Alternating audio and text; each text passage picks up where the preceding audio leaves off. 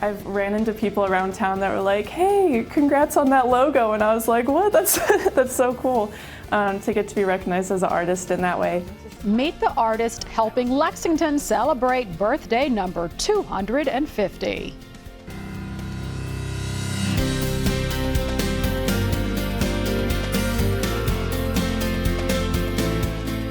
Next year, the city of Lexington will turn 250 years old.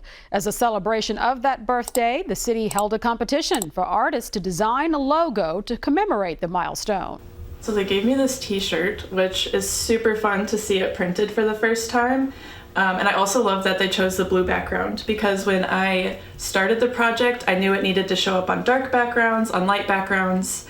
That's one of the first things you got to think through when creating a logo is how's it going to be implemented and how's it going to show up on something really small or really big.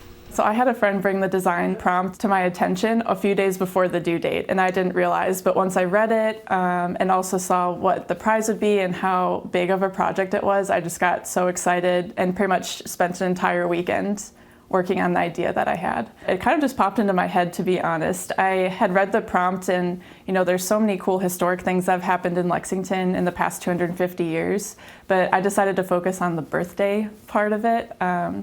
I figured a more simple design would be more versatile wherever they wanted to use it. And there were so many things to try and cram into a logo that I really just simplified it down as much as I could. Keeping just their words 250 Lex, and then added lots of fun colors and shapes to it so that they could use it to symbolize all of those things about Lexington that I love. When I first heard about the idea, this was the sketch I did, and I had actually read it wrong and started doodling Lex 250, and I was really glad I caught that before I submitted it. But I had a few different ideas going, but like I said, the cursive letters with the fun colored shapes around it really popped into my head right away, so that's what I decided to run with. Lexington is going to have a whole year of celebrations, especially focused in the month of June. They're going to call it Come Home Month, so we can look forward to a whole year of events.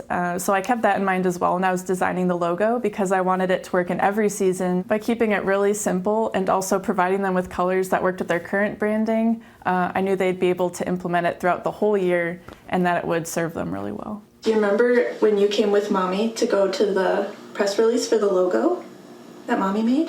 Do you remember? Yeah. Yeah, it was so special having you there with me. I felt extremely honored that they wanted not only to get a logo out of this, but they wanted to celebrate the artist that made it.